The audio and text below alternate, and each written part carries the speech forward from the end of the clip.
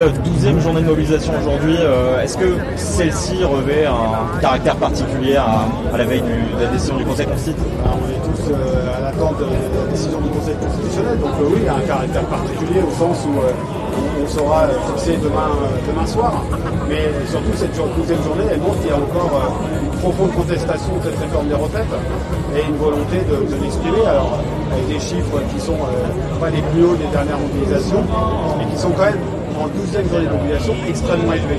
Donc il y avait besoin de cette journée, on l'a souhaité, parce qu'on veut montrer que jusqu'à la décision du Conseil constitutionnel, eh bien, il y a possibilité de faire autrement, que cette loi ne s'applique pas pour les travailleurs et les travailleuses. Quelle que soit la nature de la décision de demain, est-ce que c'est une décision que vous accepterez ou vous la contesterez, vous la remettrez en question? Non, je vais être très clair là-dessus. On ne peut pas dans notre démocratie craindre une crise démocratique, craindre une dérive démocratique et ne pas respecter les institutions qui sont notre cadre commun. Moi, quand je faisais du foot, quand je rentrais sur le terrain, il y avait des règles du jeu. Toutes ne me plaisaient pas forcément, mais si je perdais, c'est parce que c'était souvent pas à cause des règles du jeu. C'est parce que c'était comme ça. Et donc, je pense qu'il ne faut pas déconner avec ça. Je vais être très clair. On n'a pas intérêt à mettre en défiance une situation. À partir du moment où la décision ne nous convient pas, on ne peut pas avoir une espèce de réflexe en disant c'était couru d'avance, etc. On a tous déposé des mémoires.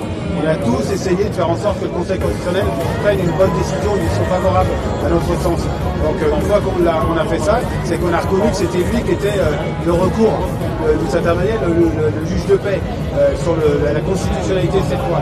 Donc il n'est pas évidemment question après de dire c'est dégueulasse, c'est politique, c'est machin. Après, quelle que soit la décision, s'il est retoqué, on sera évidemment très content et on le saluera. Si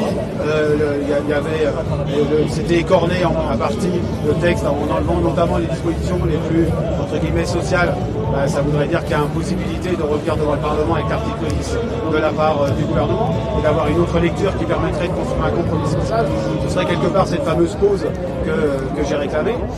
Et puis le Conseil constitutionnel, il peut aussi décider de valider un référendum d'initiative partagée. Et dans ce cas, c'est d'autres types de mobilisations qui vont se développer pour que le débat citoyen se déplace. Et on en appellera une sagesse de la part du président de la République de ne pas promulguer une loi qui est elle-même contestée par un RIB qui est validé par le Conseil constitutionnel.